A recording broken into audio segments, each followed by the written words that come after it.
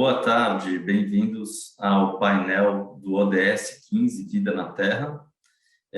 E a gente está aqui para discutir hoje com três panelistas, né, o que tem sido feito para proteger os nossos recursos naturais. Meu nome é Marcelo Stable, eu sou pesquisador do IPAM, Instituto de Pesquisa Ambiental da Amazônia, e a gente tem trabalhado na Amazônia há 26 anos para criar um modelo de desenvolvimento sustentável para a região, em que a gente consiga fazer a conservação aliada aos meios de vida sustentável e a conservação dos ecossistemas e desenvolvimento econômico com produção. Temos aqui hoje conosco o Virgílio Viana, da Fundação Amazônia Sustentável. Depois teremos a Paula Torres, que é da Rainforest Alliance. E, por último, teremos o José Sioca, que é da World Animal Protection. Espero que vocês curtam, a gente deve estar aqui por mais ou menos 1 hora. E eu gostaria de chamar, então, para começar, o professor Virgílio para falar para a gente um pouquinho da Fundação Amazônia Sustentável e dos desafios e soluções que ele vê com o trabalho dele. Muito obrigado. Muito obrigado, Marcelo. É um prazer estar aqui nesse evento da NTICS. E o tema do ODS 15 é um tema muito especial para mim por diversas razões. Talvez uma das principais seja o fato de profissionalmente ser um engenheiro florestal. Então, o tema da proteção das florestas, a proteção dos ecossistemas naturais é algo muito próximo da minha vida profissional. Tem uma outra relação também muito próxima, que é o fato de ter tido a oportunidade de colaborar com o Open Working Group on Forests, que ocorreu no âmbito das Nações Unidas, quando foi desenhada a estrutura dos ODS e fui chamado como um especialista desse grupo de trabalho, que foi presidido à época pelo embaixador da Hungria. E talvez a gente possa dizer que esse seja um dos principais ODS de todos, porque ele fala exatamente sobre a manutenção, a manutenção das condições da vida na Terra. E o foco principal é florestas, mas ele vai um pouco além disso para considerar todos os ecossistemas terrestres naturais. E, portanto, manter a vida na Terra é algo essencial para o futuro de todos nós. Nós vivemos hoje, do ponto de vista planetário, um cenário extremamente desafiador para alcançar as metas do ODS 15. E isso é evidenciado nas estatísticas de desmatamento e de empobrecimento dos ecossistemas. É importante olhar esses dois lados, não só a perda de área, mas também a perda de qualidade desses ecossistemas. E isso, no caso brasileiro, se aplica de uma maneira mais clara na Amazônia, mas não só. Nós temos um processo sério de perda de áreas de cerrado, de caatinga, de Mata Atlântica e também de pampas e do Pantanal. Os principais biomas brasileiros hoje estão em processo de desmatamento, de perda de área e de empobrecimento. Os grandes incêndios florestais representam talvez a face mais visível disso. Mas uma outra dimensão muito relevante é a desertificação na Caatinga e no Cerrado. Nós temos um processo seríssimo no Nordeste brasileiro e em partes do Sudeste relacionados a isso. Portanto, o desafio é enorme. Mas essa sessão aqui ela está focada não apenas em levantar a importância e a dimensão do desafio que temos, mas focar muito nas soluções. E eu falo aqui de algumas das coisas que nós temos trabalhado na Fundação Amazônia Sustentável. Para quem não conhece a FAES, pode ter mais informações aí na internet, no nosso site, etc., Instagram, Facebook e tudo mais. A FAES é sediada em Manaus, é a maior organização da sociedade civil baseada na Amazônia, já há vários anos, e nós trabalhamos com a pegada de fazimento, de fazer. E temos um pequeno componente na área de políticas públicas, de mobilização, estudos, pesquisas, etc. O nosso foco principal é chegar na ponta com ação e chegar com fazimentos voltados para esse desafio, não apenas de manter a floresta em pé, mas de gerar prosperidade de uma maneira mais ampla. A nossa estratégia de trabalho está alicerçada no que nós chamamos de uma visão sistêmica. Ela envolve os 17 ODS que aterrissam no nosso mundo amazônico em 8 eixos principais. Nós temos a educação, a geração de renda, a infraestrutura, a saúde, pesquisa e geração do conhecimento, a transparência, e esses eixos eles estão estruturados com base num processo de planejamento e gestão participativa. Então, nós fazemos anualmente, fazíamos, antes da pandemia, cerca de 150 oficinas envolvendo cerca de 10 mil pessoas por ano em processos de gestão participativa. Com a pandemia, a realidade,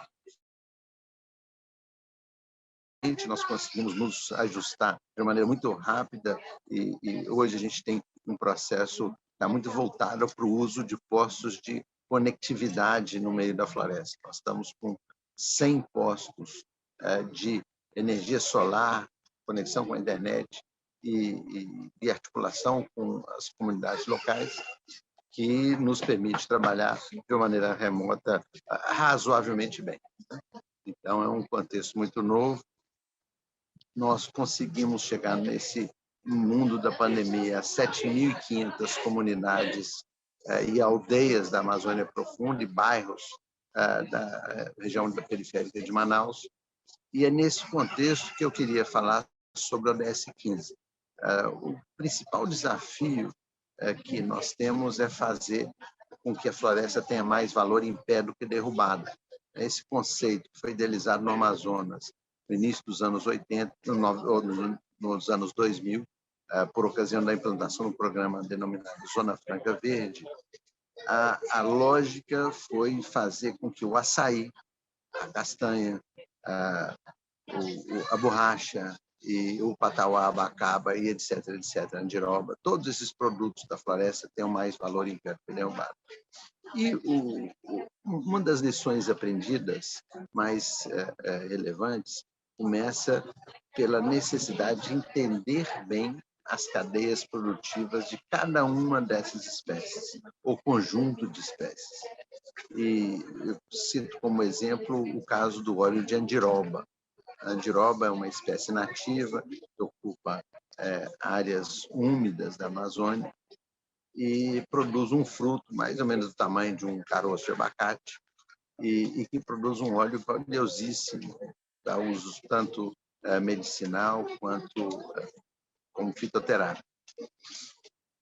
E antes, essa andiroba era primeiro produzida de uma maneira muito rudimentar, com um papel muito grande do intermediário no processo de comercialização.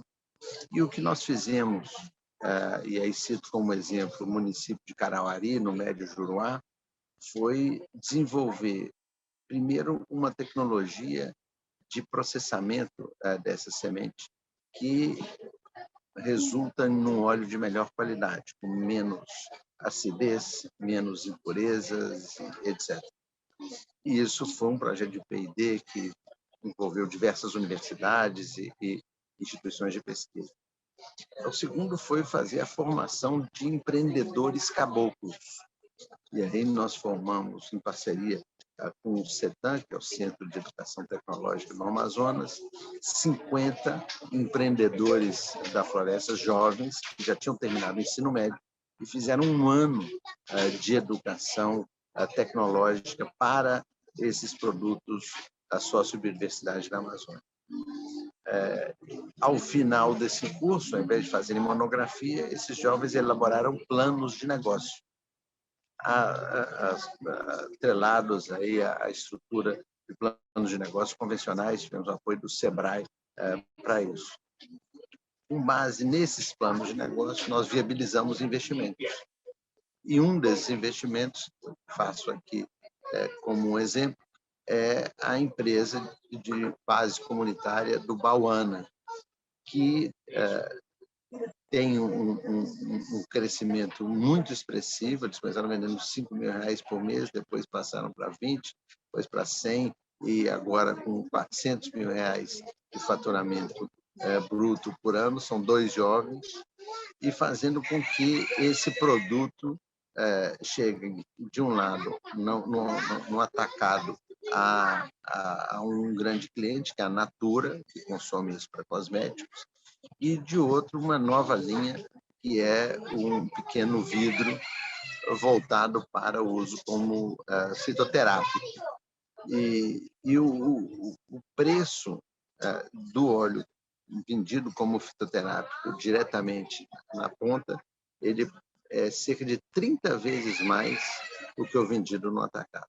Esses jovens já receberam diversas premiações nacionais e internacionais e mostram a enorme oportunidade de fazer com que a ponte entre o saber tradicional das populações amazônicas e a ciência e a tecnologia possam construir uma ponte ideológica rumo a um futuro sustentável. Esse exemplo da andiroba, eu podia citar vários outros, por exemplo, no caso do açaí ou no caso da castanha, mas eu queria falar aqui mais conceitualmente. É muito importante que a implantação do ODS 15 ele considere que em ecossistemas florestais nós não temos apenas a biodiversidade composta por plantas, animais, a água, etc. Mas nós temos pessoas. E essas pessoas são principalmente povos indígenas e populações tradicionais. E essas populações têm um conhecimento riquíssimo, vastíssimo. E é essencial valorizar esse conhecimento, sistematizar esse conhecimento, apoiar processos de reprodução desse conhecimento, que ele é majoritariamente oral, e identificar oportunidades de fazer com que esse conhecimento se some efetivamente à mais moderna tecnologia disponível e que possa superar os gargalos, em especial da logística, no caso da Amazônia. Então, essa ênfase na valorização do conhecimento tradicional, de um lado, e na inovação tecnológica, de outro, é uma das coisas que a FAES tem apoiado. Nós temos mais de 2.000 projetos e iniciativas apoiadas em comunidades e aldeias da Amazônia Profunda. E um outro ponto conceitual que eu gostaria de salientar é a importância de articular isso com o mundo urbano. Nós temos uma população na Amazônia que é predominantemente urbana, mais de 80% da população é urbana, e hoje essa população urbana ela está dependente ou de indústrias, como é o caso da Zona Franca de Manaus, ou de serviços do comércio e etc., como é o caso, em especial, das pequenas prefeituras ou pequenos municípios da Amazônia. Então, é muito importante que nós possamos ter essa interface entre a floresta e o mundo urbano. E para fechar, o tempo é curto, são só 15 minutos, mas eu gostaria de ampliar agora, sair desse caso pequeno do Juruá para ter um olhar panamazônico. A FAES trabalha nos 9 países da Amazônia e nós temos uma oportunidade enorme de intercâmbio de soluções entre esses países. A realidade da andiroba no Brasil é muito parecida à do Peru e assim por diante, o pirarucu e etc. Então, é muito importante que nós criemos espaços para intercâmbio de soluções, para que a gente avance na implementação do ODS 15. É muito importante que as soluções dos problemas práticos, que não só eu estou citando aqui, mas eu tenho certeza que os meus colegas panelistas vão ilustrar tantos outros, que essas soluções sejam compartilhadas. E uma das plataformas que a gente tem apoiado é a plataforma da rede SDSN, Sustainable Development Solutions Network, que é uma rede que tem um capítulo amazônico. Então, quem quiser ver um pouco mais, é SDSN Amazônia. Então, com esse olhar, aqui eu gostaria de encerrar a minha fala, enfatizando a importância do intercâmbio de soluções entre os países, entre os estados, entre os povos da Amazônia, porque existem, sim, muitas soluções desenvolvidas e muitas coisas que podem servir de inspiração para que todos se unam em torno desse objetivo de fazer a floresta valer mais em pé do que derrubada e que ela gere prosperidade, em especial o fim da pobreza extrema e a melhoria da qualidade de vida na Amazônia. Muito obrigado, Marcelo, e devolvo a bola para você. Muito obrigado, Virgílio. Muito interessante o trabalho da FAS, né? Interessante esse trabalho com as comunidades e procurar soluções para problemas globais na floresta. Eu acho que isso é muito interessante. E ouvir também as pessoas que lá residem, né? Não tentar impor um modo produtivo que seja o modo produtivo urbano ou da monocultura. Então, tem muita solução para problema que a gente nem sabe que está na floresta.